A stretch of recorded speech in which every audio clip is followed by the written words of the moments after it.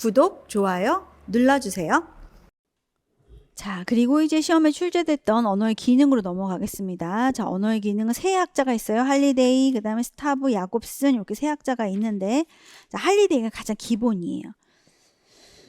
자, 그래서 할리데이는 언어가 도대체 이 언어의 기능이라는 것은 언어가 인간 삶에서 어떤 역할을 하느냐, 어떤 역할, 어떤 기능을 하느냐, 어떤 역할을 하느냐, 어떻게 사용되느냐를 의미하고 있는 겁니다. 첫 번째로 할리데이는 도구적 기능을 한다. 어떤 도구적 기능을 하냐면 나의 요구를 충족시키기 위한 수단으로 언어를 사용한다 라고 하는 게 도구적 기능입니다. 내 욕구 충족의 도구로서 언어를 사용한다. 나 여행 가고 싶어. 나 물 먹고 싶어. 자, 이런 말을 함으로써 어떻게 됩니까? 나는 물을 먹을 수 있고 여행을 갈 가능성을 가질 수 있고, 자, 이런 것들. 이게 도구적 기능에 해당해요. 자, 그 다음에 두 번째로 시험에 3번이나 출제됐던 통제적 기능입니다. 통제적 기능은 언어를 통해서 타인의 행동, 감정, 자신과 타인의 행동, 감정, 태도를 통제하고 조정합니다. 금지, 조절, 이런 것들.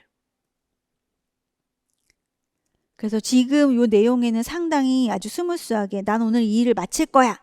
자기 자신을 조절하는 거죠. 행동을 조절하는 거죠.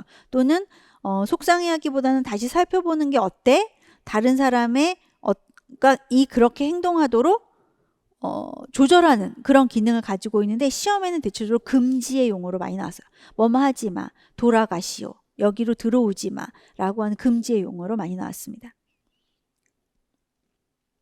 내 욕구의 충족, 그 다음에 나와 타인의 행동을 조절하는 거, 그 다음에 세 번째로는 우리가 공동체를 유지하는데 언어를 사용한다라고 했던 것처럼 사회적 관계를 형성하는데 언어를 사용한다. 이게 상호작용적 기능에 해당하죠. 네 번째 표현적 기능은 개인적 기능이라고도 하는데, 자, 요건 뭡니까? 자신의 생각과 감정 태도를 표현하고 개인의 정체감을 인식하도록 만드는 것이 표현적 기능에 해당해요. 자, 요 표현적 기능은 어떤 거냐면 나는 어떤 사람인가를 표현하는 거야. 내 생각은 어떤가? 지금 내 감정은 어떤가?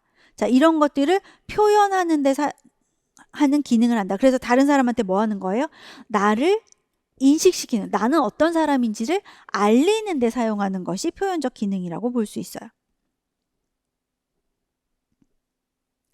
자, 그래서 가끔 선생님들 할리데이에 도구적 기능과 표현적 기능을 좀 헷갈려 하세요. 도구적 기능도 나 물 먹고 싶어. 자, 이거. 그 다음에 표현적 기능. 나 물 먹고 싶어. 이건 나의 표현이 아닌가요? 라고 생각하실 수 있는데 도구적 기능은 내가 원하는 것을 표현해서 그것을 얻는 것이에요. 표현적 기능은 나 그 자체를 표현하는, 나는 수영을 좋아해. 나는 아이스크림을 먹고 싶어 라고 얘기하지만 내가 그 아이스크림을 먹고 싶어서 얘기하는 게 그 사람한테 나한테 아이스크림 사달라고 얘기하는 게 아니라 그냥 나 자체 지금의 상태를 표현하기 위해서 쓸 수도 있다는 거죠. 그래서 이 언어의 기능은 문장 하나로는 안 돼요. 문장 한 개를 독립적으로 판단할 수가 없어요. 뭘 봐야 돼요? 맥락을 봐야 돼요. 이 문장이 어떤 맥락에서 사용되었는지를 봐야 돼요. 이 문장이 뭐해?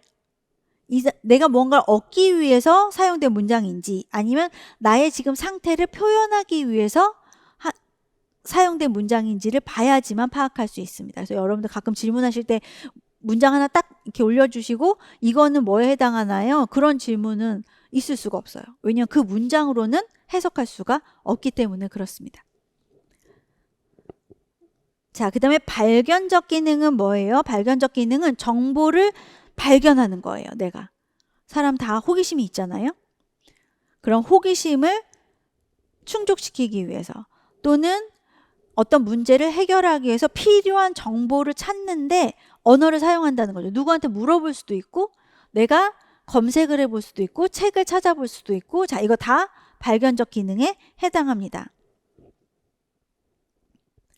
그리고 상상적 기능은 가상의 환경이나 상황을 설정하는 기능. 만약 뭐뭐라면 이라고 하는 의미를 가지게 되는 거죠. 여러분들 언어로 상상할 수 있는 힘이 없다면 공부하는 게 얼마나 힘들겠어요. 여러분들 공부하기 싫을 때마다 뭐 상상해요? 내가 합격지 딱 들고 내가 이런 상상들 하잖아요. 그런 상상 못하면은 상당히 힘들고, 여러분 많이 지쳐있을 때도 상상하죠. 긍정적으로 상상하는 거. 이거 다 상상적 기능에 해당하죠. 그 다음에 7번째로 표상 기능. 표상 기능은 정보를 표현하는 데 사용하는 거예요. 내가 알고 있는 정보를 타인에게 뭐 하는 거예요? 전달하는 데 사용하는 것이 표상적 기능입니다. 그래서 요것도 정리해 두세요. 여러분들이 자주 질문하는 거. 발견적 기능과 표상적 기능이 헷갈립니다. 왜냐하면 똑같이 정보에 대해서 얘기를 하고 있기 때문에 그래요. 자, 발견적 기능은 정보를 발견하는 거고, 표상적 기능은 내가 알고 있는 정보를 표현하는 거예요. 다른 사람한테 알려주는 거예요. 발견적 기능은 내가 모르는 것을 찾는 거고요. 표상적 기능은 내가 알고 있는 것을 타인에게 전달하는 기능을 하는 것이 표상적 기능입니다. 그래서 도구적 기능, 통제적 기능. 도구적 기능, 욕구 충족. 통제적 기능, 행동 조절. 그 다음에 상호작용적 기능, 관계. 표현적 기능, 나를 표현. 발견적 기능은 정보를 탐색. 상상적 기능은 만약 뭐뭐라면 상상. 표상적 기능은 정보를 전달. 이렇게 정리하시고 이렇게 외우라고 늘 말씀드려요. 도통 상상이 안 돼 합격 발표 표 이렇게 외워라 라고 말씀드려요. 도통 상상 발표 표 이렇게 외우세요 라고 말씀드렸죠. 자, 그 다음에 이제 헐리데이를 기본으로 해서 스타브의 이론으로 넘어가겠습니다. 스타브의 이론은 한번 출제됐습니다. 자, 스타브는 총 5가지로 언어의 기능을 정리했어요. 그래서 사회적 욕구의 주장이 첫 번째입니다. 요거는 자신의 권리나 욕구를 주장하는 것, 긍정적이나 부정적인 표현을 하는 것, 의견을 요청하는 것, 대화를 이어가기 위해서 우발적인 표현을 하는 것, 모든 것들을 다 사회적 욕구의 주장으로 봤다라고 해서 사회적 욕구의 주장은 결국 이 도구적 기능을 포함하고 있는 거죠. 그렇죠? 내 욕구를 충족시키기 위해서 또는 다른 사람의 욕구를 충족시키기 위해서 내가 뭐 하는 겁니까? 끄떡끄떡 긍정도 해주고 긍정적인 표현도 해주고 자, 이런 것들. 그래서 사회적 욕구의 주장에는 욕구 주장, 상대방의 욕구를 충족시켜주기 위한 긍정적이나 부정적인 표현, 상대방의 의견을 요청하는 것, 너는 어떻게 생각하니? 라고 물어보는 것, 그리고 대화를 이어가기 위해서 우발적인 표현을 하는 것, 이런 거 다 사회적 욕구의 주장이라고 봤습니다. 자, 그 다음에 통제는 할리데이의 통제적 기능과 같아요.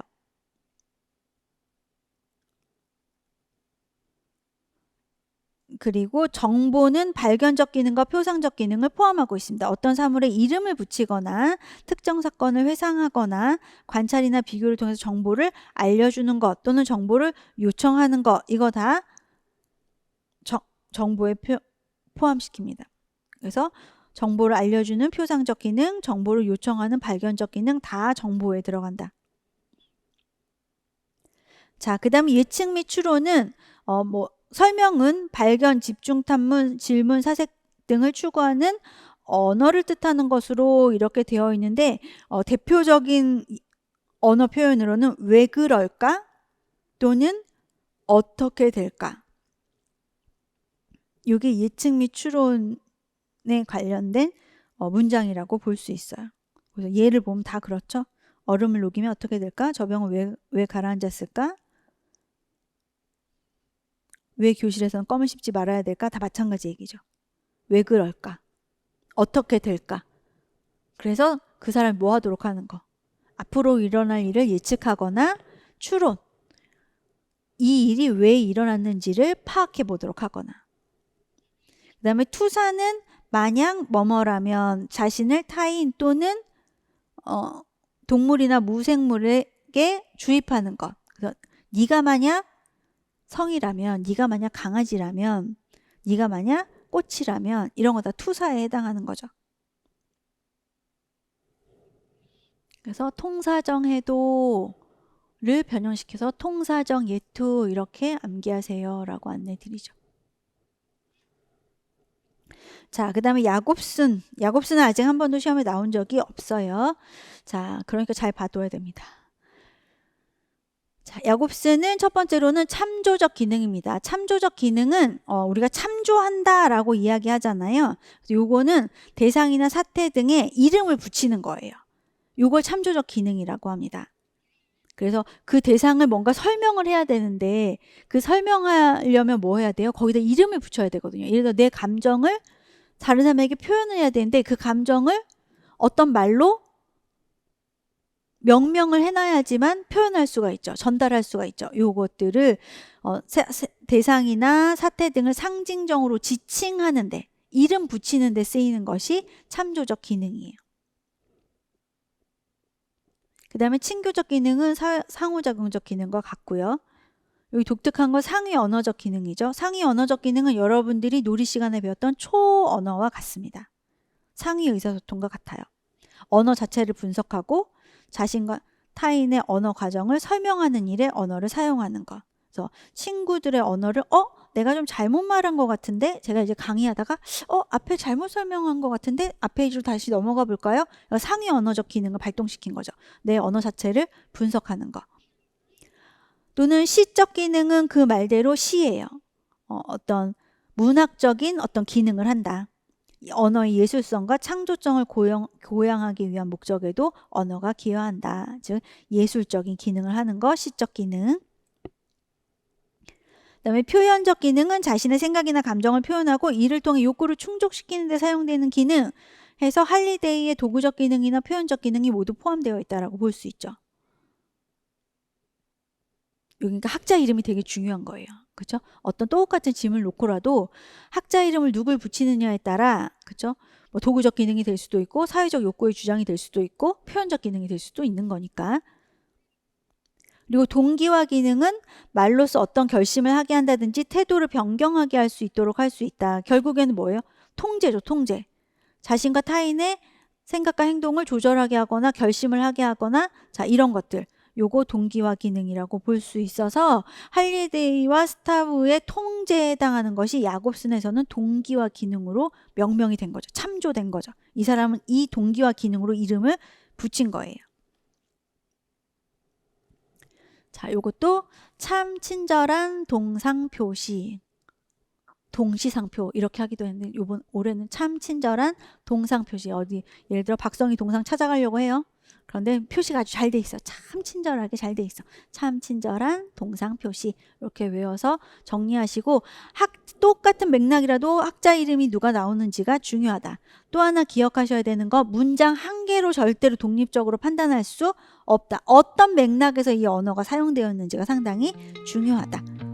언어는 다양한 얼굴 우리의 삶 속에서 때로는 묻고 답하며 함께 만들어가는 이야기 원해 말할 거야 도구적 안 돼 막을 거야 통제적 함께 웃고 이야기 상호작용적 내 맘을 보여줄게 표현적 궁금한 건 물어보고 발견 상상 속 이야기 펼쳐 항상 이름 붙여 분명하게 표상 서로에게 건네는 말 한마디 신경 도통 상상이 안 돼 합격 발표표 통사적 예투 참 친절한 동상